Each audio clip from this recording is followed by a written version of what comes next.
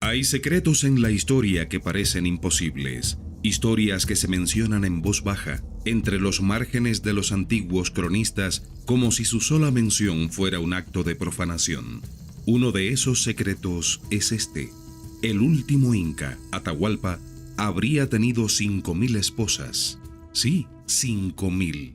Una cifra que parece exagerada, imposible, y sin embargo, aparece registrada en varios testimonios de la época.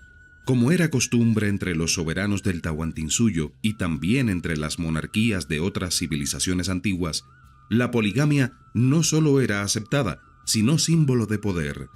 El inca no pertenecía a un solo linaje, unía en su persona la sangre de todas las regiones del imperio.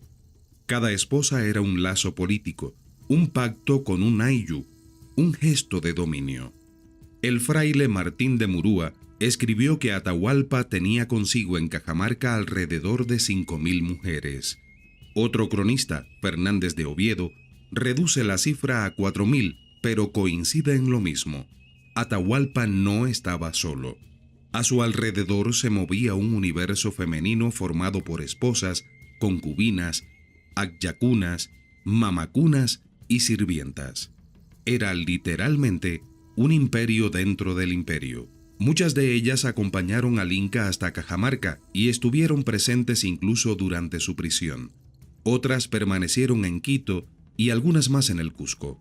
Fernández de Oviedo menciona que un hermano de Atahualpa había llevado desde el Cusco a ciertas hermanas y otras mujeres del propio Atahualpa.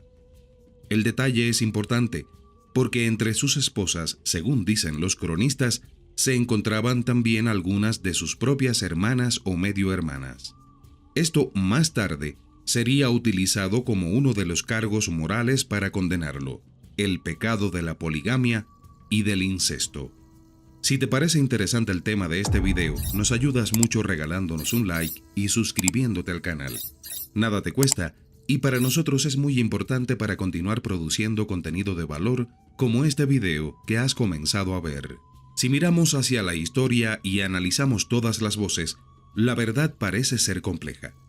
Plantean algunos defensores de la forma de vida de los indígenas antes de la llegada de los europeos que en la cosmovisión andina el término hermana no siempre significaba una relación de sangre, que a menudo se aplicaba a parientes lejanas dentro del sistema de parentesco colectivo, y dicen que es posible que los cronistas españoles, ajenos a esa lógica, confundieran esos vínculos.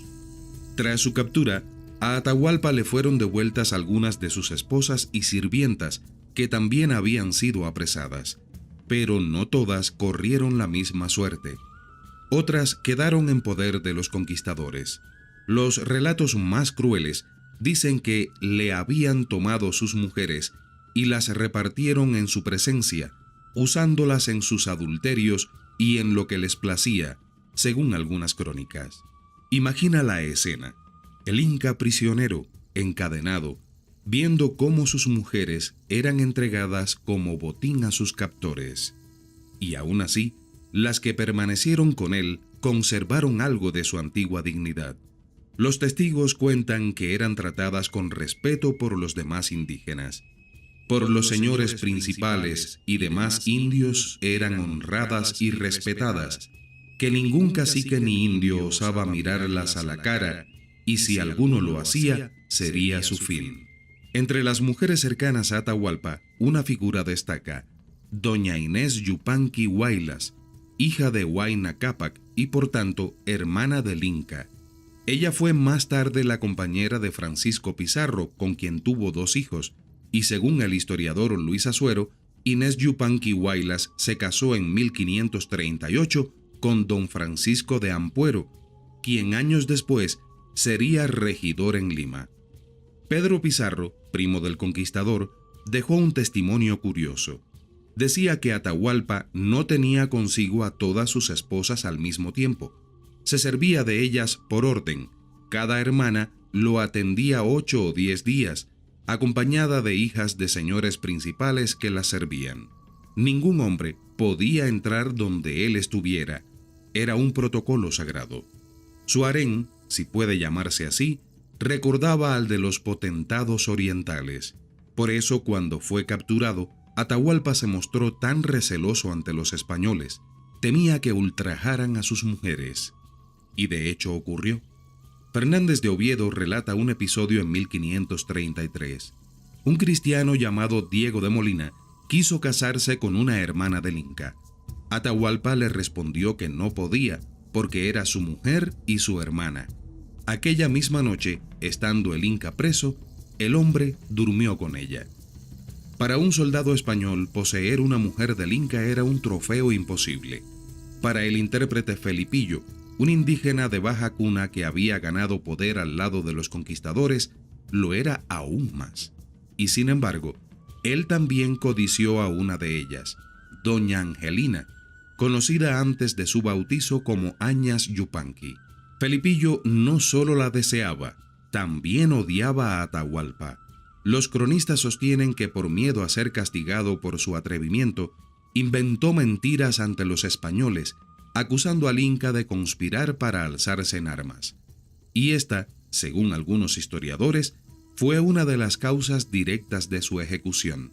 Un testigo indígena de nombre Pasa Inca declaró años después que a Atahualpa lo mataron por mentira de la lengua de don Felipe, porque se había echado con una mujer del dicho Atabalipa. Doña Angelina, la mujer que desató aquella tragedia, fue luego compañera de Francisco Pizarro como sucesora de doña Inés Yupanqui y más tarde esposa de Juan de Betanzos, autor de la célebre Suma y Narración de los Incas. Dicen los cronistas que su hijo Francisco Pizarro Yupanqui fue compañero de juegos del joven Garcilaso de la Vega en el Cusco. Sí, tras la muerte de Atahualpa, todo cambió. Sus esposas, que alguna vez fueron tratadas como diosas, perdieron su posición. Las fuentes callan sobre su destino, pero se sabe que algunas participaron en los funerales del Inca. Pedro Pizarro relató que el propio Atahualpa había dicho a sus mujeres que si no lo quemaban, volvería a este mundo. Y cuando murió, algunas se quitaron la vida diciendo que iban al otro mundo a servirlo. Dos hermanas suyas, acompañadas de un grupo de mujeres, entonaron cánticos y tambores recordando sus hazañas. El culto a Atahualpa no terminó con su muerte. Un testigo de 1554 afirmaba que sus esposas aún eran veneradas, aunque su poder había desaparecido. Algunos relatos de la época dicen que Rumiñahui, su leal general, posiblemente medio hermano del Inca, intentó proteger a parte de la familia real. Al retirarse hacia el norte con sus tropas, tomó consigo algunas mujeres y niños de Atahualpa. Sin embargo, tras su derrota ante Sebastián de Benalcázar, estas mujeres e incluso 11 hijos del Inca fueron tomados por los conquistadores. Y después de eso, el rastro de las esposas de Atahualpa se desvanece. Plantean algunos historiadores que algunas quizás regresaron con sus familias, otras se casaron con nobles indígenas o caciques bajo el nuevo orden colonial.